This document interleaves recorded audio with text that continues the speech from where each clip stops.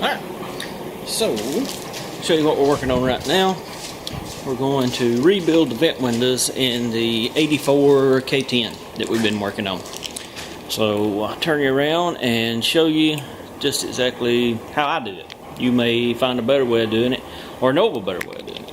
So here's everything. This one here is already took apart, and I'll go through and show you everything on it. Of course, this one here, we haven't started on it. As far as the rubbers I like to use Precision parts. For this has got a 2-piece gasket set on it. So a VWK 111081A is what we'll be using on it. Lots of people make different kits for this. I just prefer this one right here. When you're taking these apart, here is the bolt assembly. It screws onto this stud right here. This is just laid out how it comes apart. This flat part right here, if you lose track of how it goes, it always faces to the front of the glass. So anyways, this piece here, it goes actually right here in this area, and it'll face towards the front. Then you've got this rubber or plastic gasket, and then on the other side of this you'll have the next plastic gasket, then the metal washer, your spring, lock clip, and your nut. On these right here, what I like to do is spray them down real good with WD-40 or some type of penetrating oil, because these are bad to break right here. Even just regular use, they'll break. You have to spray them down before you take it off. Measure and see how compressed the spring is, and write that measurement down so that you can tighten it down to the same thing, because you don't want to over tighten it and you don't want to leave it too loose. And then when you're removing these things, of course, you take all of this off. Then you come back and flip this around right there. I like to grind on the outside of the frame and grind the head off of the rivet. And it'll look like that right there. This one's been ground down from the inside, and I'll explain that in a minute, but that's what one of them looks like. And here are a pack of the replacements. As far as the rivets go for this is an 84. I think these fit 51 through 87. Part number on them is a 03 8522 or 8225. Sorry, 03 825. And I got these from classicparts.com. And everybody has probably got the tool that you use to compress them with. It didn't come with a case, so I keep it in this handy little bag. And I do not know the part number on this tool, but I got it from Zip Corvettes, and you can look them up on the internet. ZIP Corvette, and I don't think I gave just a terrible amount for that, but it was super handy to press these back in. So go through there, you clamp it, press it, that puts it back together. To take this apart, the rubber goes on the inside down through here. You see these two rivets right here? Leave those alone, don't take those out. From this side right here, you can grind it right in there, pop it out, and then that seal will come out. Then from there, you just clean this up while you've got it off. Most of these on the outside are rusted, so we're going to clean all of that up, clean our frame up. And for it, I like to use SEM Trim Black 39143. And on this, he's had the windows tinted, so I covered the front side already with tape. This is a real high tack tape. The trick you can use on that is to tear a piece of the tape off, rub it across your britches leg back and forth, and it'll lose some of its stick. And that way, when I peel this off, I don't have to worry about pulling his window tin off. Here is the one we haven't started on yet. So you can see these just fold down on the flat sides of the nut. Of course, like I said, get your measurement right here. And then this seal, this one here is a 2-piece, which means you've got this seal here. We'll flip it over, and this inner seal is kind of an L shape that runs right here, is a separate piece. Now some of those it's a 1-piece. All of this and this are made together. And the reason you have to cut it loose at the top up here is because this is tucked. Let's see if I can flip it over and see it. It's tucked in between this metal and this horizontal piece right here. Get that out of the way. And anyway, so you pull that out. All this will come out. Take your flathead screwdriver and kind of work it out. Never, ever, ever drill this one out that the glass hinges on. I haven't tried it, but everybody I've ever talked to says that nobody makes an exact replacement for that where the diameters are correct. And it always, when you put it back together, it's kind of loose. They make them, but I've never tried it. Everybody says that that I've talked to, and so I've always done them just like I'm telling you here. This 3M tool, I love this little belt grinder. I use this thing for everything. That's what I used on these. Before I had it, I would just drill them. Or if I had a Dremel tool, I would take a Dremel tool and grind them down. And then, see if you can see this. This thing is flat on one side. A lot of times these are, even after you apply your lubricant to them, they still won't come off good, the nut won't. So I like to hold this at the bottom. I just use an adjustable on it, and then take a 1/2-inch wrench and screw the nut off there.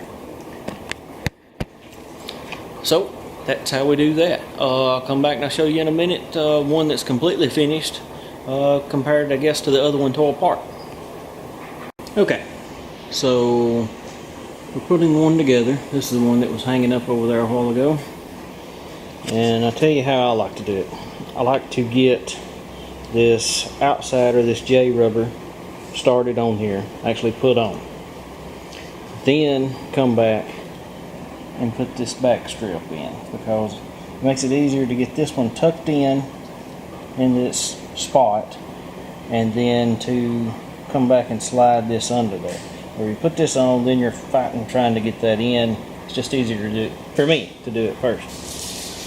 You take then, slide in your window. I've got the nut on. I haven't set the lock yet, but I will.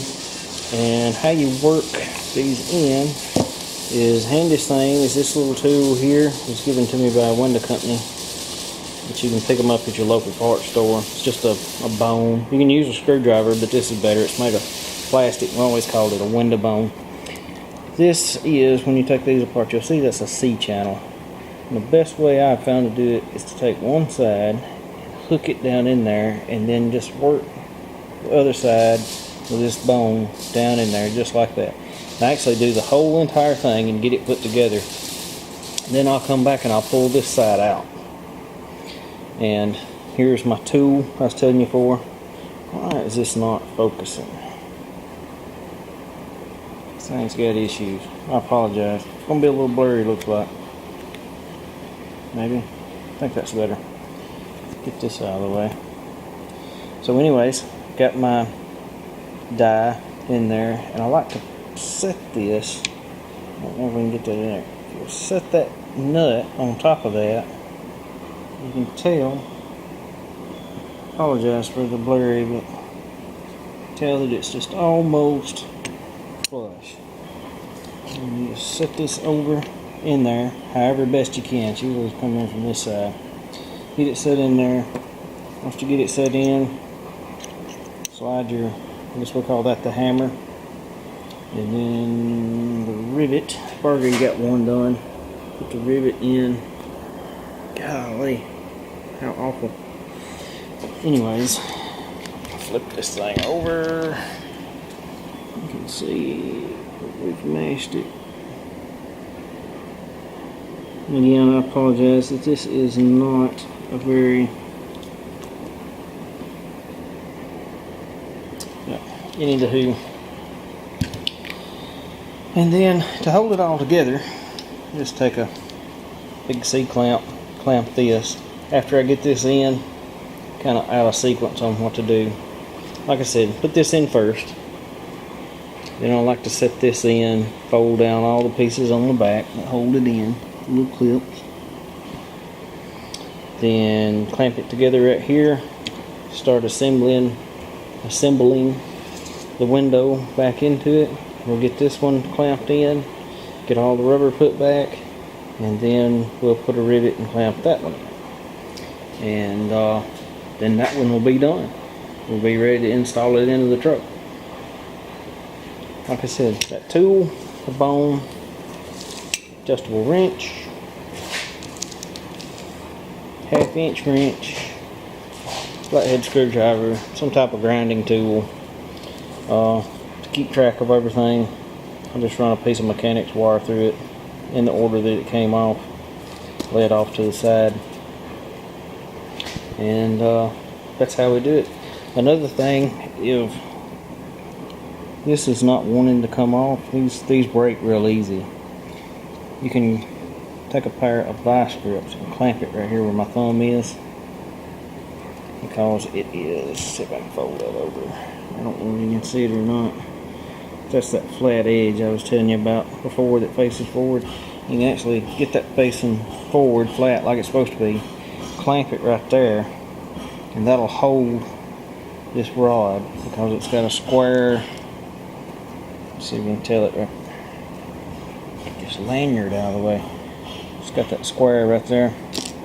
Anywho, you can clamp it right there with a pair of vice grips. Make sure you use a lubricant of some sort, and just work it back and forth until it starts to come off, because that one's really rusted and gummed up. And that's how we rebuild that. Anyways, I got me a camera lady instead of a camera man today, and we've already got this one together. Show it to you.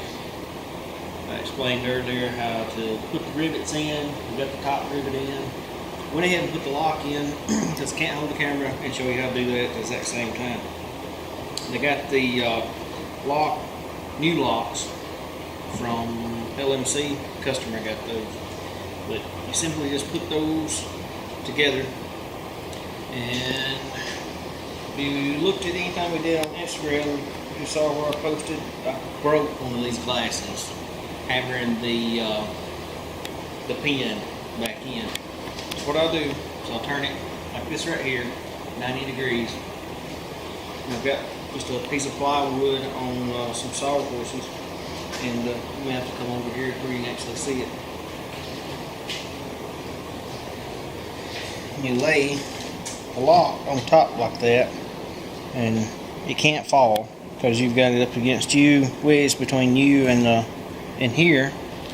And I've got a punch that I have filed down to just smaller than that pin. And so what I'll do is, with this lock off, I'll get the pin started in the hole, then put the assembly together, set this on top of it, and tap it all the way in. And that way the force is going into the block of wood, not against the glass. And that's how you can put that together and do it the same way, taking it out, and that way you won't break it. There, you heard it lock. That's nice and tight, just like it was from the factory. Always wait and put those locks down very, very last after I've got the lock in, after I've got this lock in. And then that way you can adjust it if you need to make it tighter. But you don't want it too tight. You don't want to tighten it too tight or you'll break that stud off. So there you go. That one's done. We just got to do one more.